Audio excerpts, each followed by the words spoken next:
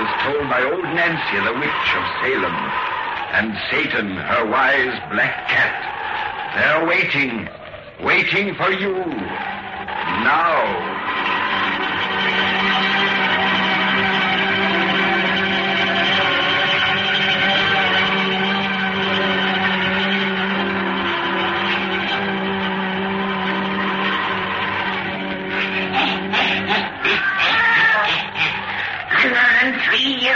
I be today. Yes, sir, 103-year-old. Well, Satan, me and you'd better plan to spin these folks a pretty little yarn tonight. Douse all them lights. That's it. Make it nice and dark and cheerful when you hears our bedtime stories. Now, draw up to the fire and gaze into the embers. Gaze into 'em deep, and soon you'll see the dining room of a fine old house in England. And there, on the evening of the 13th of May, begins our yarn about the devil's number. The devil's number. Serve coffee and liqueurs in the East Room, Peters. You'll be more comfortable there. Yes, sir. Permit me to lead the way, Mrs. Oliver. Certainly. What a wonderfully huge place you have here, Mr. Rockwell. Harry, don't you wish that our home had so many rooms that we'd be compelled to designate them by points of the compass? I'm not sure that I do when I think of Mr. Rockwell's yearly cost for upkeep. When my original ancestor built the place in 1512, and other ancestors later enlarged it, they had a very poor regard for the 20th century descendant who'd have to bear its expense in depreciated currency. Here we are. Take this chair, Mrs. Oliver. Thank you. This house was built in 1512, you say. My, that's over 400 years ago. Yes, its lack of modern conveniences attests to that. You know, I'm offering you very poor hospitality in exchange for the jolly entertainment you afforded me at this time last year. Poor hospitality? After that dinner? Well, anyone can feed his friends. But you fed me in such a delightfully original manner. Original? Don't you remember? By a coincidence, today's day and date are precisely similar, except for the month. You were at my anti-superstition party. Yes, with 13 at table, and you compelled everyone to break a mirror. And to spill salt. To enter the dining room, I had to walk under a ladder. Of course you were at that mad affair. I shall never forget it. I've gone about knocking on wood ever since. I'm only joking about being superstitious, of course, although it's bred in my British bones. There's a coffee and liqueur, sir. Oh, yes. Will there be something else now, Mr. Rockwell? Not for the present. I'll ring if I want you. Yes, sir. You know, it's a darn funny thing that we should visit your place for the first time on Friday the 13th, as you first visited us.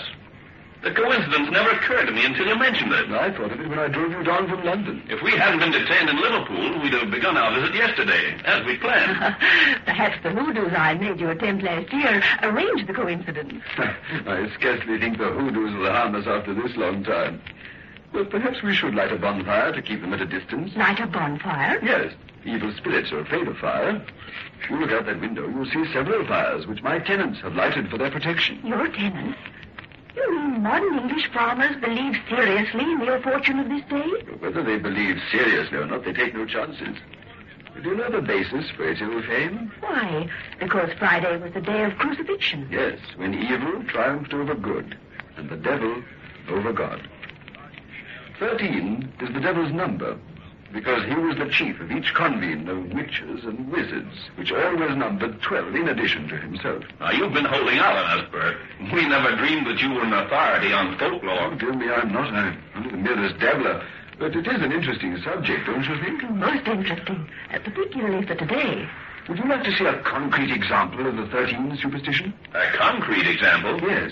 But first, you must assure me that you're not at all squeamish. Not I. Then come this way. Oh, Peters! Peters! Yes, sir. Fetch me a lamp or a lantern, will you? Yes, sir. Now, I'm taking you to the unused portion of the house.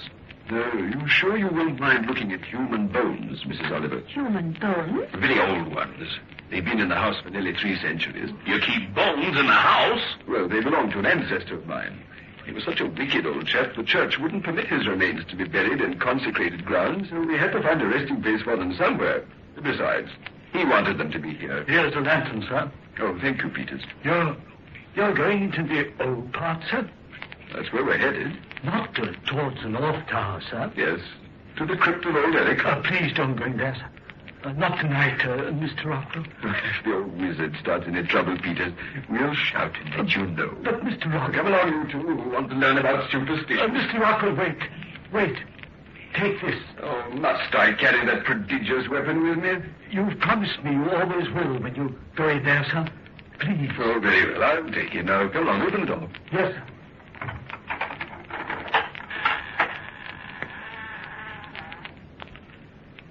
Give me your hand here. It's pretty dark in here. Yes. I'll leave the door open, sir, and stand here waiting, if you need me. All right, Peters. Your butler doesn't approve of this expedition, apparently. No, he doesn't like the North Tower and old Eric. Why did he insist you carry that huge revolver? He always does when I visit the old part. He has it loaded with dum-dum bullets. Dum-dum? Yes, they're ordinary lead or steel-jacketed bullets, crisscrossed with a knife across the nose to make them spread on impact. Someday I shall tell him that only silver bullets are of any use against ghosts. Ghosts? Or disciples of witchcraft. Now, what on earth are you taking us to see? Merely some old bones. Watch your step. The floor's not very sound in here. There's a lot of rubbish to fall over. Now, you're working up to some sort of a practical joke leading us into this darkness. No, upon my word, I'm not. No, really. Although I do owe your wife some retaliation for having made me walk under ladders and break mirrors. I've never been in such a spooky place. Nor I. These old halls beat any haunted castle I've ever read about in books. The shadows cast upon them by Mr. Rockwell's rubbing lantern are giving me the shivers. Me too. You're getting your revenge for Judith's superstition party, Bert. But tell us about this ancestor of yours whose bones we're going to see. Wait till we reach his resting place. The tale will be more effective then. Here we are. Now, his remains are enclosed in that little iron chest. In the niche in that wall? Yes. I'll open his tiny coffin. Oh! Here, you see all that is still earthly of Eric Rockwell, my many times great-grandfather who was burnt at the stake by order of King James I. For witchcraft. Burnt at the stake? For witchcraft? Yes. Members of the family bribed the official executioners and were allowed to reclaim these bones from the ashes. They sifted so diligently that only the bones of a single foot escaped their pious search. Otherwise, the skeleton of the old scoundrel lies intact within this iron box. Why do you keep him here? Well, I've already explained that the church refused to allocate hallowed ground for his remnants. That Eric's bones were not consumed together with his flesh was considered extremely unfortunate at the time, for it was commonly believed that they would enable him to live again. People believe such rot as that? People still believe it. Oh, wait till you hear all the story. Gather round me, my children, and listen. The old gentleman whose skull and assorted bones lie before us in these pretty shadows had great supernatural power. According to incontestable records, he was born in the year of 1514. He was executed in 1623. When he was over 100 years old. When he was 109 years old. But when he was led to the stake, he didn't look a day over 40. Bert, are you making all this up? Not a word of it. However, let's hear the rest of Eric's history. At his trial, it was proven that he'd murdered no less than 8 young girls. He'd murdered? Yes, for their blood, which he used as ingredients for a rejuvenating elixir which enabled him to defy old age. Well, that's crazy. I know it is, but according to the records, it worked. But how? Well, that the judges didn't learn. They learned he had lured young women to this house so that they might later become his victims, however.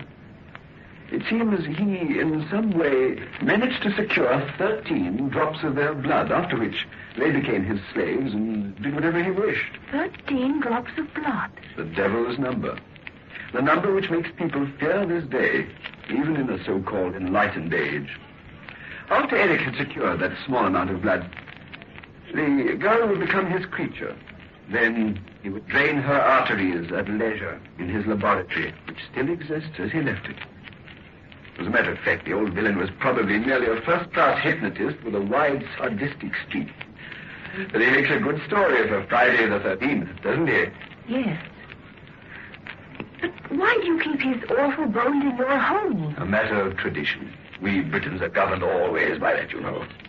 The old boy is said to have remarked before his death that if his bones weren't collected and kept in Rockwell Manor, and that if his laboratory and implements weren't preserved intact, that the house would be destroyed. The foolish believe that he had a purpose in that command, some idea of resurrecting himself from the dead. Mad story, isn't it? Yeah. Now close that ghastly chest and let's go back to where it's light. I'm for that. I brought you here for a ghostly thrill. I've given myself the shivers. Don't close the chest yet. Hold that lantern so I can look. Judith, I never knew before that you possessed a morbid streak. I didn't either.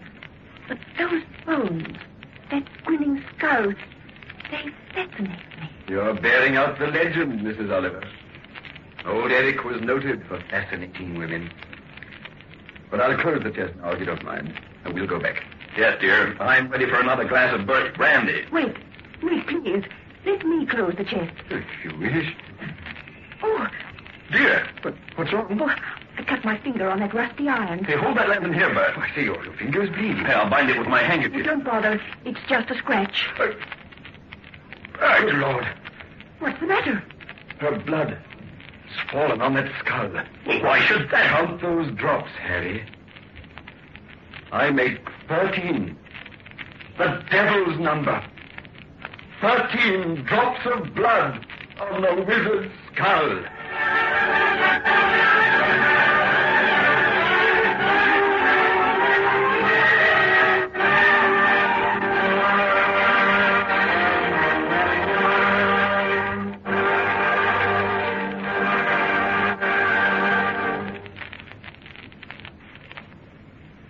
Honestly, Harry, if we hadn't known Mr. Rockwell for so long as the steadiest sort of person, I'd think he's a little mad. Quiet, dear. His room's next to ours. He might hear you. He certainly became upset about that blood, didn't he? His face was whiter than a sheet when we came out of that darkness into the lighted hall. And so was his butler's when he heard what had happened. It was strange, though, that you should cut your finger and that just 13 drops of blood should fall upon those bones after what Bert had told us. Yes. There were just 13 drops. Exactly. I counted them. They all fell on top of the skull, and it absorbed them like blotting paper. Coincidence, wasn't it? Yes. If there was any superstition in my makeup, I would be more shaky about it than Bert. Why? Would you think my blood could restore the old wizard to life? Oh, that's ridiculous. Why did you want to close that closet, Judith? I don't know. Just a mood, I guess. Well, I'm tired. Let's go to bed. All right.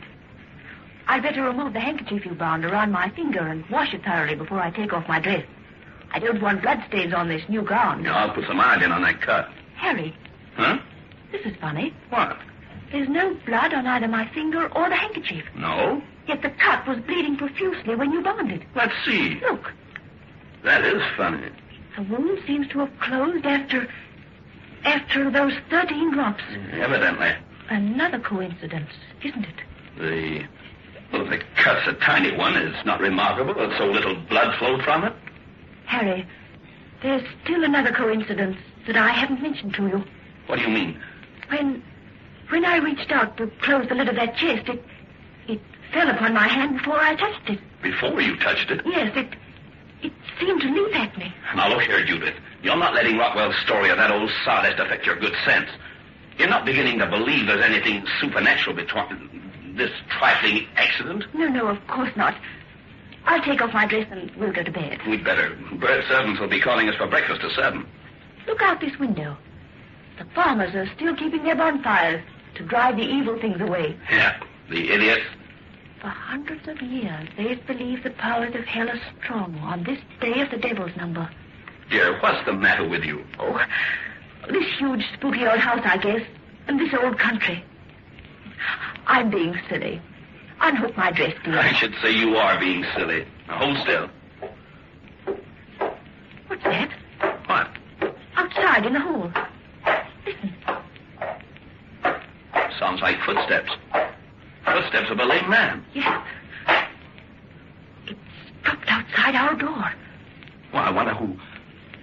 I haven't seen any lame servants about the place. Now the steps are passing on. Oh, why should they have stopped here? I'm going to see. No. Don't open that door. Judith, let me go. Don't open that door. What's the matter with you? Those steps came from where we saw that chest of bones from which a foot is missing. Harry, over there. Let me in. Bert, open the door. I'm going to talk to you quickly.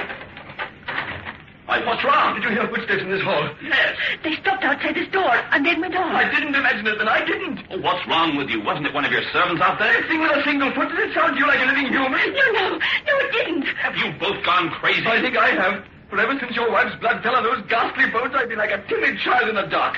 And since those footsteps came and went, I'm frankly terrified. Sure. Don't call me a fool, a coward, a madman. I can't help it. I've got to see what is walking in this hall. Bert, come back here. He's running towards that tower. Your man's out of his mind. You've got to stop him. It was from there those footsteps came. Oh, those footsteps won't hurt him, but he's liable to fall through a hole in those rotten floors without a light. I'll get him. Harry, don't leave me. Nothing's going to hurt you. Call the servants. Tell them to bring lanterns. I'll never be able to find Bert in this infernal blackness. Bert! Yes, I'll call. Peter, come here quick.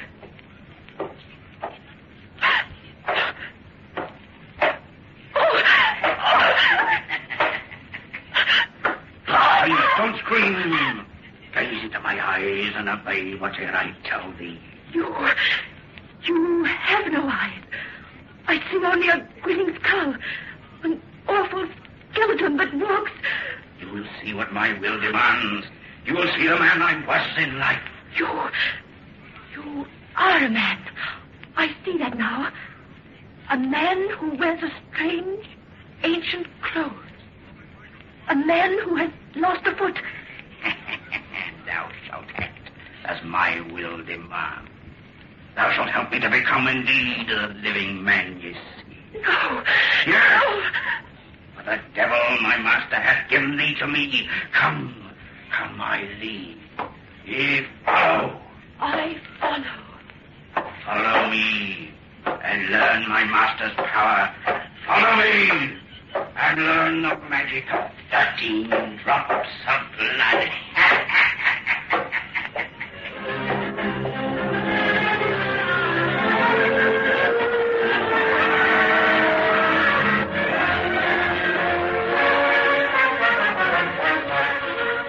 Those bones are missing from their chest, Harry. They're gone. Someone's playing a practical joke. Those bones are gone because the legend's true. Because your wife's blood has brought that monster back to life. Oh, stop that or you'll make me as crazy as you are. Now leave me out of this darkness. I've got to see Judy.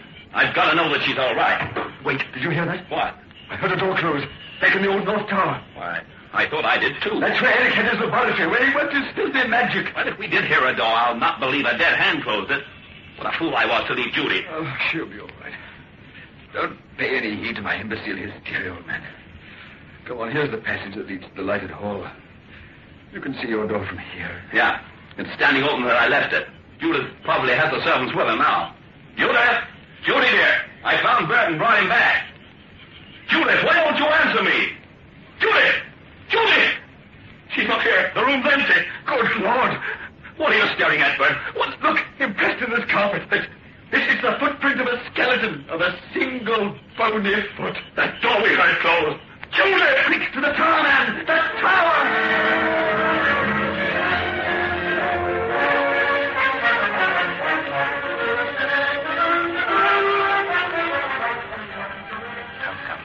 Come, have little time to waste, my dear. Soon thy husband and the present master of this house will note thy absence and seek thee in this laboratory. But there is time enough. There is time enough for that which thou wilt do. What must I do? First, thou must prepare an altar to my master. For fear of the curse, they have left this chamber quite unchanged. In the scrollwork of yonder roll, thou wilt find a carven serpent.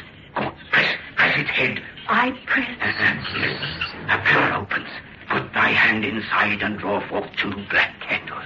Black for the worship of my master. Now, place them here. They are placed. Now, from the sacred cupboard, take the tinder box and light them. Oh, my hands. Oh, Satan, they're still useless for thy work. They are hands of the dead, and have no strength nor power. But thou hast restored my will, hast given me the means for my hands. Soon, by her death, thou shalt give me back my life, O Satan. The candles are lighted. Bring forth yon earthen basin now, and the flask that lies beside it. Unstop the flask and pour its contents in the bowl. It's the holy oil of hell. Oil from fat of newborn babes. Now, place it here between the candles. Now from the cupboard, take yon keen-edged knife, and with it in thy hand, recline upon the altar. Thou art to be the sacrifice. Thy husband comes, but he will be too late. Hey, the door's locked. Why are you inside there, Judith? Answer me. I will not. Lie thou on the altar. I do as you command. I heard her voice. She's in there. The clock. The dead is in her too. The dead shall soon be alive. Warm blood shall enter his bones, and the flesh again. He means her. Get on that. Break down the door. Take it. Raise thy knife, woman, and strike it to thy heart. Oh, Harry. Raise not his voice. Obey it, son. Obey me. Listen to me. Now, strike. Strike that knife into your heart, I say. No. The door's getting Harry. Come on, quick. Use that knife. Then I may have my blood. Judith, don't. Strike. Don't let her. Strike. Devil in hell, my master. Satan lend power to my long dead will. By the 13 drops of blood thou didst give me from this woman, make her give me all the flame within her veins. No! Oh, whatever I call hell! Strike, woman! Strike! I obey. Judith! The door open! Strike! I tried. Stop her! Woman, turn thy blade on them.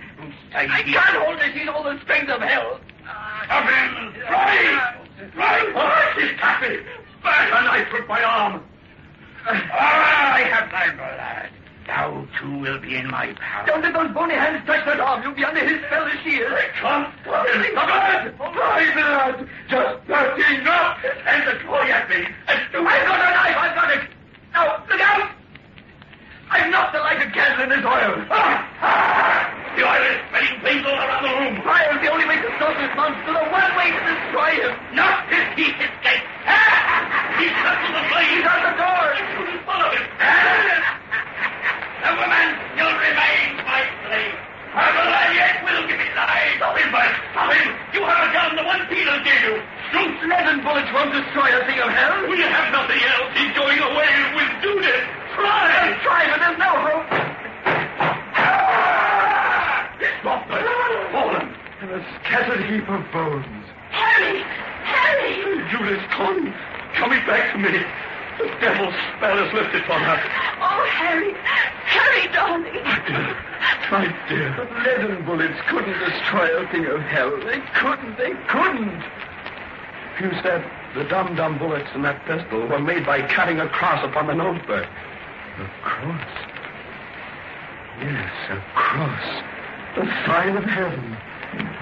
We must get out of here and rouse the servants. Those flames can't be stopped now. And soon this house will fall as old Eric prophesied. Wait. Listen. The clock is striking midnight. The devil's day is over.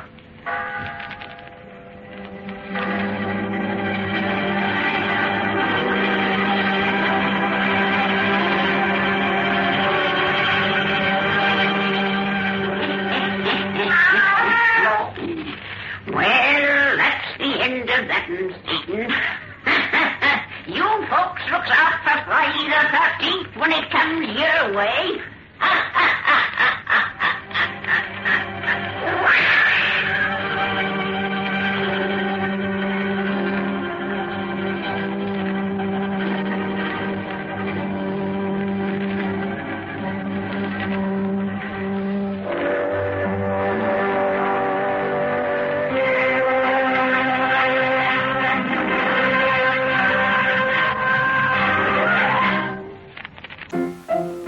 Let's all go to the lobby. Let's all go to the lobby. Let's all go to the lobby to get ourselves a treat.